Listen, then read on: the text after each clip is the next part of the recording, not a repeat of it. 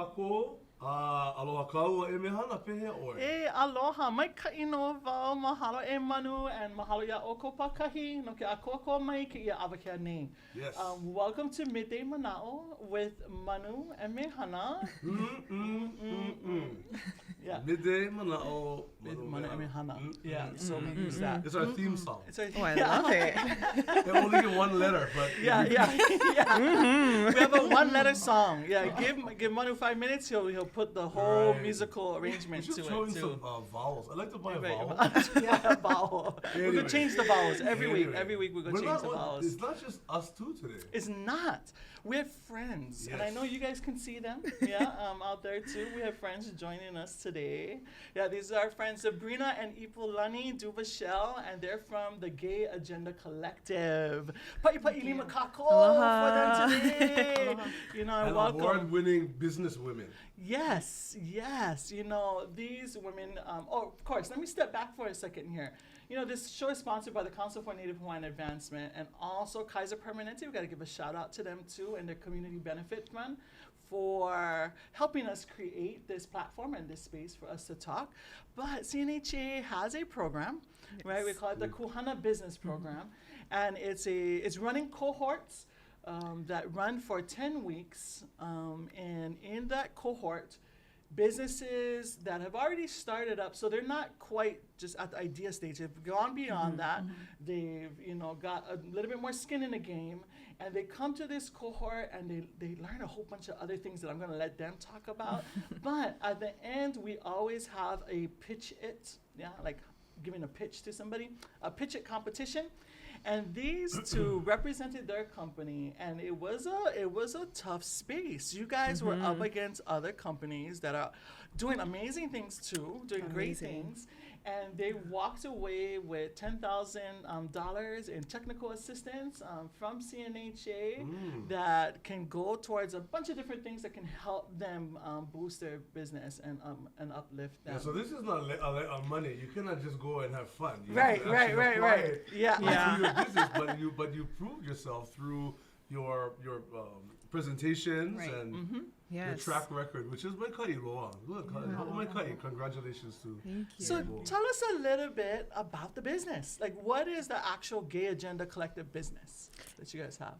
Awesome. Yeah. So the Gay Agenda Collective is a wedding and event planning business based here on Oahu. And we really specialize in creating events for LGBTQ couples. And for us, we really just wanted to create something that created space for our community. So Ipo is my business partner, but she's also my wife. And so while we were getting married, we had experienced just the not so great parts of planning a wedding. And, for us, we at the time did not have family participation. Wow. We were funding this whole event on our own. And then on top of that, we had vendors pull out from our wedding, tell us they wouldn't work with us. How long ago was this? This was in 2019 when we got married. So that's very, recent. very I'm recent. kind of surprised to hear that, but I'm sure you're ma'a to that. Yeah, and so we had experienced that firsthand. And, when we had gotten engaged in 2018, I was like, gosh, this is an experience that I'm confident that other people are going through. And I just haven't found a service that caters towards us as a couple. And I want to create something that does that. And so we started the business in 2018 in the midst of us planning our own wedding. It was a huge feat for us, but we started doing that and really kind of met a lot of people along the way who had that same lived experience of the industry just not really meeting the needs of couples. And so thus the Gay Agenda Collective was formed. It's been really awesome. We work with all couples, and I think that that's important to note too. For us, it's not about exclusion, it's about inclusion and offering space for all couples and really creating an experience. Anybody can work. And we're at a 50-50 split. I think for our couples who are not part of the LGBTQ community, our only requirement is really that they create innovative ideas for their weddings and create. That's a cool requirement. Yeah. So you guys have to be really festive. Or just, not you know, just regular. create traditions that mean something, that have like meaning to the couple as a whole. Talk about that, because that's another level, right? You're inspiring and encouraging people to create the traditions that will then stay within their families, right? And usually we're, you know, going on traditions that have been created, you know, hundreds of years, some thousands of years ago, right, with weddings, stereotypically. So what is that like? You know, or where did you guys get an inspiration to like make that part of your thing? Yeah, so I think just being queer in general, we knew that a lot of the traditions wouldn't fit our wedding day. So things like, because we didn't have, you know, participation at the time, now we do, but parent dances, like we knew that that wasn't going to be a part of it. We knew that maybe walking down the aisle for either of us wasn't going to be a part of it. So these different traditions and the garter toss and things like that weren't really fitting into our non-traditional you know, sort of ceremony. Or like I've seen, you know, people question like, who wears the dress? Yeah, those things too, And why, you know, why is that a big deal? You know, like what's your attire? Is one going to be more mask? Is one going to be more femme, or both mask? And it was just trying to fit our own, you know, identities into this like beautiful celebration of who we are. So we really like took away those pieces, and when you unravel it all and you get down to the center of just you and your partner and your love story, what do you want it to look like and reflect? So we kind of just brought that into the business. So every couple we talk to, whether you're a part of the LGBTQ community or not, we're asking you, what do you want? What are the traditions that are important to you? What are the traditions that you want to undo? You know, what new things do you want to start? And we're seeing a lot of couples now just kind of inch away even from the garter toss or the bouquet toss, and they're more creative in the reception. They're questioning. They're questioning things of like, why do we do this? Does it have meaning? Because you know, we were talking about policy earlier, probably before the camera started. But there are certain, probably a couple of elements I think that need to be a part of that. And there's the legal portion, so you have to have some sort of a person officiating that has the mana, or the authority to do that. And maybe what about the vows? Is that something that would remain a part, kind of from earlier traditions? But that seems like something that really is personal and between the couples, whether they be kane or vahine, or kane and vahine, or what. Sure. But there are also other things too that I'm interested to see if you folks kind of touch on that has to do with the food, you know, catering, with equipment rentals, and finding the location, or finding the kahu, or whoever is able to do that. So how does that work? Yeah, so we're really, one of the biggest things when we had started the company was we wanted to create a network. We wanted to create vendors who weren't just down to work with LGBTQ couples, but were really inclusive in their practices. And so from the beginning, we made it a point to kind of vet our vendors through this kind of questionnaire and really kind of go through them with some form of training to get a grasp for if they really were vendors who were inclusive. And that was the first step. And that's something that we offer to all of our clients, where it doesn't matter who they are. We know for a fact that the people that we're presenting to them are vendors who are fully affirming of their relationship, so that they don't have to do what we had to do, which was come out to all of our vendors every time we wanted to book. Yeah, because that can be just exhausting. Right. And we had already just come out to our families. And so having to constantly come out to our vendors and say, hey, just so you know, this also is a same-sex wedding. Is that okay with you? That added just this layer of just discomfort through that process, and we didn't want anybody else to go through. So when we're in that sourcing, you know, for our couples, we have that network to kind of lean into. Was that hard at all? to find very like really good vendors? Because you can possibly find them, then you got to go like, okay, do they match our other criteria, which is quality and or standards of excellence, right? They often will hire like for weight help, for instance, they'll bring in people like subcontract, the vendor may be all good and understanding, but you bring in people who are a short-term hire, and then that behooves then the vendor to have to train, and which is a great opportunity. Yeah, totally. Good.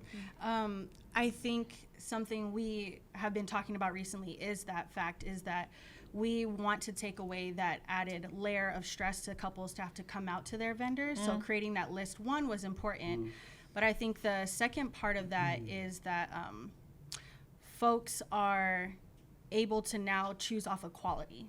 versus Right. just like, are you affirming? Right. So right. now we don't have to Yeah. cherry pick, oh, I'll just take you because you're affirming. Right. You know, and maybe the quality isn't there, you're just starting out, which is fine. But now our folks get to see this list of vendors that we've pre-vetted, but we've also trained. So we've actually gone through a Awesome. recent training, Right. partnered with the LGBT Center.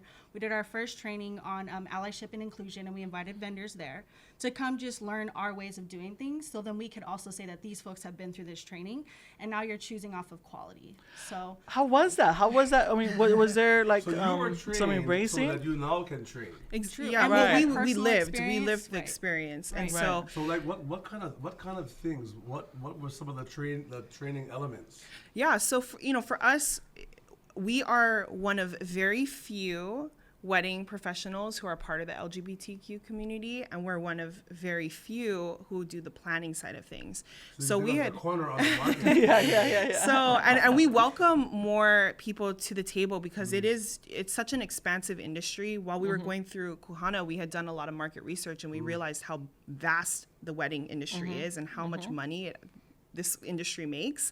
And so, for us kind of being this big fish in a small pond of people who are doing it, we decided, we want to create more community within this industry, and we want to teach people what we know. And so, we invited a lot of these vendors to our training, and our training really encompassed a lot on what allyship looks like, what inclusion looks like. And we were so fortunate to be backed by the LGBT Legacy Foundation here in Hawaii, as well as Kavaivai, which is where we hosted it at. And we really just took it through the history. I kind of just gave a quick synopsis of just what allyship is, took people through these terms that I think a lot of them had never heard before. And then Ipo took everyone through the history and really dissecting what marriage looks like here in Hawaii, since that is a colonial idea of Right, marriage, right. right? So she took that through our vendors to kind of give that background, and then we closed it out with tangible ideas for how they can implement that in their business. And we felt confident leaving that training that the people that were in attendance, and we had great people a part of it. It wasn't just like small business owners. We had Disney was there, for their weddings. We had, pretty big hotel industry people who were there too, that were involved in this training, and they flood a lot of these weddings that come through to Hawaii. So we wanted to really reach out to them. And I think it's just the beginning for our business. It's definitely where we're headed into doing more training-based things, because I think that that's where we're realizing there's a disconnect. And so we're excited. I can see you guys are so ambitious, right? You have this one business, right? And then we were talking earlier, you guys have another business that's complementary to this business, but it's a whole separate business, right? And I can see you guys now going into the lane of training, right, and of education, but specifically to educate the industry, right, to feed back into it. Before the show, Paul, you guys might have 5 other businesses that you guys started. Thank you. You never asked them what is the other business. Yeah, no, that's what I was gonna say. Okay. Talk a little bit about that, about the other businesses you guys have. Yeah, so Ipo's actually our Wed Cycle manager, so I'll let you kind of tell a little bit about what it is. Okay, so the business is called Wed Cycle Hawaii. So what we also noticed as being wedding planners in this industry is the amount of waste that happens after the events. Whether that's a wedding or whether that's just a large event in general, a lot of things go to waste. So what we noticed is that at weddings in particular, the small little details, so like whether it's table numbers or candle votives or plates or whatever you're using, lights even, different things, a lot of folks acquire those at the last minute of their wedding, Right. and then they don't ever use it again. Right. So Right. then they either get passed off or donated somewhere, Right. or just wasted in general and accumulating Thrown out. trash. Yeah. So we decided, what, and folks were telling us to keep some of the other things. So it kind of happened where Zabrina accumulated a lot of things. And I was like, if I don't make a business out of this, Ipo's gonna make me get rid of so all of smart. it. So- Right. And So we smart. knew we wanted to be good stewards of our Aina as well, right? Exactly. Like Yeah. with us being a part of an industry that does create so much much waste, waste, yeah. we wanted to, as Kanaka, to Exactly. create something that was giving back to our community in a way. And so, since we do a lot of destination weddings as well, we wanted to offer this service, since a lot of them were coming down here, Right. bringing They're not things, taking it leaving home. it, and Right. then going back Right. home. And we're like, this Right. is a problem. So you Yeah. have to have like aloha aina training with them. Exactly. Yes. Especially if you have people coming from away.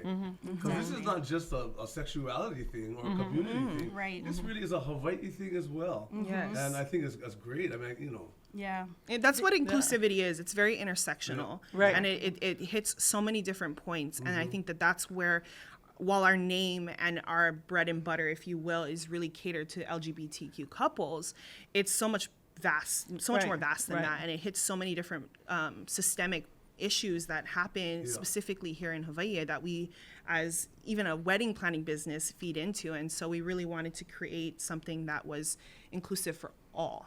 I'm So curious cool. about that because now you have a training element, which could be a whole other company or part of your main venture. But you had mentioned the pa'akiki, or the difficulty in even dealing with your own ohana. And ohana, as we all know, is so important in Hawaii family.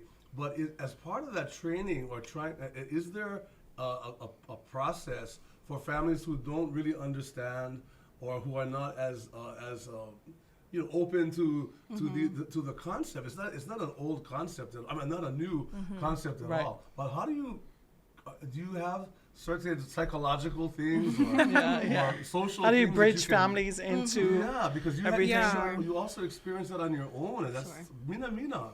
It is. And I have to say, my dad has come a long way through that whole process. Definitely in the season that we were in, it was really tough, but I think that that's what's so beautiful about family, is that it's ever changing. And I think when it comes to something that's hypersensitive, like a wedding, it kind of feels very all or nothing. Like you gotta, there's this deadline of when they need to be affirming. When people and need to that's show up, it. and if they don't, then it's like heartbreaking. Right? Parents have their own idea of how it's supposed to be. Right. And that's where we're very sensitive to a lot of our couples that we work with, because we have that lived experience, but we also have that other side of the coin where we've seen it kind of go positive and negative for our parents. My dad's great. My mom is not so much, and that's totally fine. It's this working relationship that we have. I always say that I'm not a licensed therapist. I have to say that in case legally I get in trouble for offering any. But we do sit with a lot of our clients through that process because it is hard, even for our couples who are not queer. We have a lot of straight couples whose parents aren't involved. We had one couple where the father did not show up at the very last minute, and she had to make the decision to walk down the aisle by herself, and we were literally pep talking her down the aisle because she was so distraught.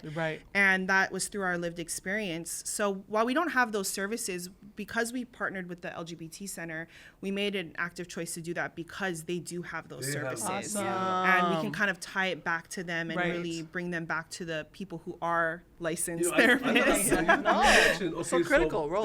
It's usually same-sex couples that you're dealing with, but you said early on in the interview that if you are a regular kane wahine heterosexual couple, that you would require them to do something innovative. And I would like to. What are some of those? What have some of those innovations been?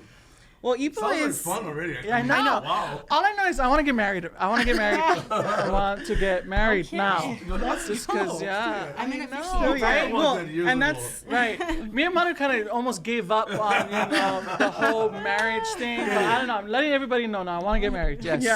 That is TMI. That's not in the. But innovations like what? Yeah. So you're gonna think we're crazy because we do have so many businesses. And coming back to Hana, Max, who was our kumu through it, he was like, you gotta fine tune a little bit because we are dreamers. We dream very vastly, and I say that because Ipo also has an extension off of the business, which is her officiating business. Oh yeah. Because we realized there weren't a lot of LGBT. Yeah. And I'll let you share about your name, what you do, all of it. So it kind of came up because a couple of our queer couples were in search of an officiant, and they were unsure and whether they were local or whether they were flying in. They were unsure, like, do we go to a church? Do we have to find a pastor? What do we do? I don't know how to go about this conversation. And eventually it just came to the fact when I was like, you know what, I'll do it. If you trust me, I can do it, and I've been in your shoes where, we had slim pickings as well, and again, it's those conversations of, do I have to constantly come out to these folks? Who can I just trust that knows it, gets it, and will marry me and my partner? And will speak, volumes about our relationship from maybe a lived experience or just getting to know them, as an officiant to the couple. So we kind of merged that way, and in, kind of joking aside, we kept trying to find a name, like, oh, what do I call this business? What do we do? And I think we were on the beach, and I was officiating a wedding, and beforehand I was just talking in the microphone, and I was like, yeah, you know, it's the Mahu Kahu, and I was like, wait a minute. And I was like, I should totally use this. So the officiant name is the Mahu Kahu. You can find me on Instagram or on TGA's website. Yeah. But yeah, it's just a little bit of play on words, trying to reclaim the term Mahu. That's kind of funny. Yeah. Right. Yeah. My father-in-law. I thought you were kidding. As well. I mean, you know, why not? Yeah, and so she's during her buildings of her ceremonies, she, you know, really goes in and asks these couples, you know, what is ways or traditions that you want included. And so to answer your question of like those innovative things, you know, when it comes to vows, you talked about vows. A lot of people don't like to read their personal vows to each other in front of a lot of anymore because it's just so emotional. You end up crying. Your makeup's using their phone on the floor, or they're on their few exactly. Phone comes out. And so Ipo's done a few things where they'll read their vows like back to back to each other, or read it to them privately, separately on their own. And so those are ways that they've incorporated it in their ceremonies. During our wedding, because we didn't have, her dad had passed by the time we had gotten married, but what we did so that she could have some form of him a part of our ceremony was roll out his kappa, and she walked across that, and that's what we were married upon. And it was just this really beautiful thing for us that we created. And so that's kind of what we are seeing with a lot of people. We ask these clarifying questions, if you will, and it gets them thinking of like, do I want that? No, I don't think I do, but I do want this. I think this will be really fun. It's very Hawaiian too. It's all about symbolism. Thank you. Yes. Symbols, things that mean something. I mean, in weddings, traditionally, the ring is a symbol, the flowers are a symbol, and so on. But that's really a good point, because not everyone shares the same values. Sometimes in more traditional marriages, like in the Catholic Church or really any church, certain things you have to do and certain things you can't do. But the symbolism and that mention of your father's kappa, which is his quilt, right? You're talking about, and that's something you wouldn't normally just be on top of. But how profound that is. And again, very Hawaiian, and not just Hawaiian, it's very human. But we have to maybe sometimes to find connection. Our symbols, what is symbolic to us, because it's very subjective. And that sounds like what you guys are doing, right? You guys are looking at the situation at hand, and you have these two humans in front of you, right? Who are at the point where they want to express love and joy and abundance and create that and moving forward, and have to kind of rethink, what does that look like? What can I bring into the ceremony that will then create abundance for me later as we move forward? Create joy, create a family, a legacy, right? What are those things, right? And when you throw rice, so that when you in your marriage you can go it's abundance. You gotta catch it. Well, no, but you're right. Okay, so because what you're really also talking about is not just the same-sex couples or that community. Is really about the event, because you don't have to have a big event. You can go down to downtown and you can just sign the paper or go to the judge. So those that you are servicing are really, they want a memorable event that you folks are from food to, as they say, soup to nuts. I don't know if that's appropriate. I never understood that. I mean, it's more than appropriate. I just never understood where that came from. It is really, you are event planners. That's really what you are. And I bet you're good at it. I'd like to think so. I hope that's what the reviews say as well. But I think it is about the event. I think that we've had this really long conversation as a company of just what type of events we want to take on. And there's the wedding industry is very vast. Again, you can have those small elopements at a courthouse. You can have these $200,000 plus events as well. I don't think that that's the community that we serve. I don't think that number reflects the community we serve. And so for us, we've been able to really work with people in their budgets, really work through what financial abilities that they have, especially if they're doing, if it's an LGBT wedding, and they're funding it on their own. We're very mindful of all that. So, yeah. Manu, one of the things that you were talking about as soon as we gave these beautiful leis to these beautiful wahine, is how they're related to weddings. Well, right? Well, first of all, so I saw the pikake first, and pikake, which is the jasmine, and when you order those leis, though, you have to make sure they have the ones with the fragrance, because sometimes no more smell, right? But anyway, so pikake and maile are leis that have been used in weddings for a long time. But then the second lei comes out, and I thought, because I wasn't wearing my my maka'aniani, I wasn't wearing my glasses, I thought it was a tuberose lei. Right. And then the Mehana says, no, that's Stephanotis. And so brother who brought the leis in, I said, do you know how that lei is related to weddings? And he was like, aole. So the Stephanotis and pikake are both introduced to Hawaii over generations ago. But the Hawaiian name for Stephanotis is puamale, which means marriage flower. So it was for a long time used as a lei, and also how they grow the vines on fences and stuff. You can take the vine off with the bunches of the white flowers and use that decorating trellises and things like that too. So, and then of course you and me wearing our pupu. So pupu that reminds us also of food at a wedding. Yes. So what are some of the challenges about flower purchasing?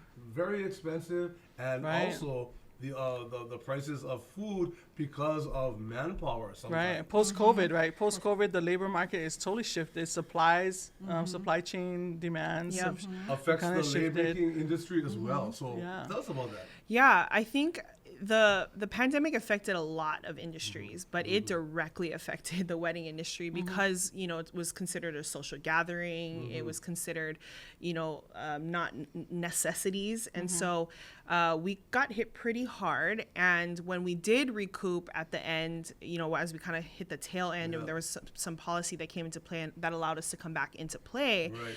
All the prices skyrocketed. Rules on top of rules. Rules on top of rules. And then prices went up. And prices went up. And labor shortages were happening. Yep. And, unfortunately, the people that worked prior did not come back. And so we've experienced it a lot where, what was in 2019 is no longer in 2022 when it comes to how much things cost.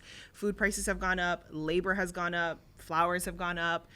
Like you said, supply, there just isn't as much. And because we're hitting what is called the wedding boom of 2022, we are having more weddings than we've ever had before with more demand, with less supply. What is the boom about? Is it because it was shut down? Post-COVID? No, so 2019 couples moved their events to 2020, which then dominoed effect all the way down. And now we're executing events that were planning in 2019 now in 2022 on top of couples who are engaged in 2020 and 2021. So it's this game of catch up, and we're as an industry spread extremely thin across the board.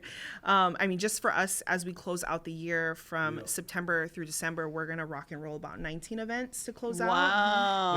But you can't do it all solo. Maybe in a sense, from the business perspective, you have a little bit of a luxury of picking and choosing if you're able to. Yes. But because of the sensitivity of the business as well, you don't want to really turn anybody away. Right. So that's a great problem to have. Great problem. And you guys, your other business, I can see how clutch is coming in, right? Wedding cycle, like where you guys are recycling and what would you guys call repurposing. it? Repurposing. I actually love it. A green wedding in a way. Exactly. Right. So TJ is exactly, and we're built kind of on these pillars of the fact that we are Kanaka. So we, that reflects within our vendors that we talked about earlier. So we kind of subcategory our vendors based off of these qualifications, whether they're Kanaka owned, LGBT owned, or sustainably owned. And those are really important for us. The food gotta be ono, no matter what. And everything has to be, and quality. And that's kind of without said with that piece, but for us, we really want to, give people the ability to pick based off of those ideas. That's so awesome. We're kind of coming down to the end of our show right now. There's just so much, and again, I want to get married. I don't know why I keep saying that, but you guys are just so inspiring. I think I just want the party. This is really I really want the party. Because this is a new area, especially in business, and for the Council Kanaka. for Native Hawaiian Advancement to acknowledge you through the Kuhana Yeah. program. You see how I just Nice bridge work No, there. but that's awesome. So I think times are changing, and that's a great thing. And I can tell by your ano, both of you, they're both very olu. Means that they're pleasant and they're good looking and they're akamai. Because if you're not any of those three, Right. Yeah. Lose money. I Yeah. can be good at my job, but if I'm hard to look at, I think that's like, oh boy. So let's talk a little bit about Kuhana. Yeah, Yeah. there's a cohort that's running right now, and there'll be cohorts coming up. Possibly at the beginning, actually, of the year. So come to hawaiiancouncil.org/Kuhana to get more information on that. But can you guys tell me some highlights from the program that you guys particularly enjoyed or was challenging? or didn't enjoy. Yeah. Or challenged Just you? tell it all. Yeah. No, we enjoyed all of it. Our Kumu Max, hey Max, he was amazing. He How much is he paying you guys Yeah, I know. to say this? $10,000 in a technical grant. I bet he was might cut you to the max. Right. No, he was great. We basically left with a business plan, and that's truly awesome. I think That's the biggest. hard. It's priceless. Yeah. What we walked Yeah. away with for how we entered. We had all these ideas, and we had all these dreams, and we knew exactly what our business was. But to be able to communicate that in a business plan format is completely different. You know, you can know your business like the back of your hand, but if you can't write it out, show the numbers, talk about what you want to do, it's kind of a roadblock if you can't really do that. You can't really advance your That's business. awesome that you describe it as being priceless. The Yeah. business plan. You can't be like a bird in business and just wing it. Yeah. So I mean, Manu is full. If you need dad jokes at any of the I weddings, love it. Manu is Ready there. to be Yeah. hired. Yeah, no, we it was not an easy program. I think that's really something that I've shared a lot with everyone who's asked how it was. It wasn't easy. It took work. And I think because Learning curve. I mean, I haven't been in school I just celebrated my 10-year reunion from I wasn't Kamehameha. maybe 5. No, 10 years. And so, I haven't been like in an academic setting in a really long time. So writing papers, doing homework, I was like, this is Researching. so foreign. And, Right. it was a lot of work, and it really took so much like just energy on our, on top of our busy How long schedules. was the class? It was 8 weeks. 8 weeks. Yeah. That's And right. is 8 that weeks. daily, online? It was 2 times a week for about 3 hours each Live. A each time day, on Zoom. Yeah, Oh, so it was okay, it was all through virtual So learning. for those who are still, we're not out of this ma'i ahulau, No. which is the pandemic. Yeah, we're not out of it yet. So I think those concerns are important as well. Maybe even in your wedding planning, you have Zoom meetings Yeah, Right, before definitely. the live event. We do. Yeah. Because of that. But so 8 weeks of and it 8 was a weeks. challenge. It was intensive, but like Ipo said, we walked away with this wealth of a knowledge Yeah. because we were able to pull back these layers of our business, really look at it intentionally, and really like see what we want to do. As you know, just from what we've talked about, we're dreamers, so our minds are going like Yeah. so Everywhere. fast Yeah. in so many different directions, and this class allowed us to kind of zero back in Kind of to rein what it was in. our All this core. creativity is all over- Exactly. It can be all over Yeah, the place. and so it's like total awesome. overload. And so this class allowed us to kind of come back to center, come back to our main core business, which was the gay agenda, and really peel back the layers of what we really wanted as a business. And what we really want, what we realize, and what has been a overreaching goal for us from the beginning is that we wanted to have an event space that is like at the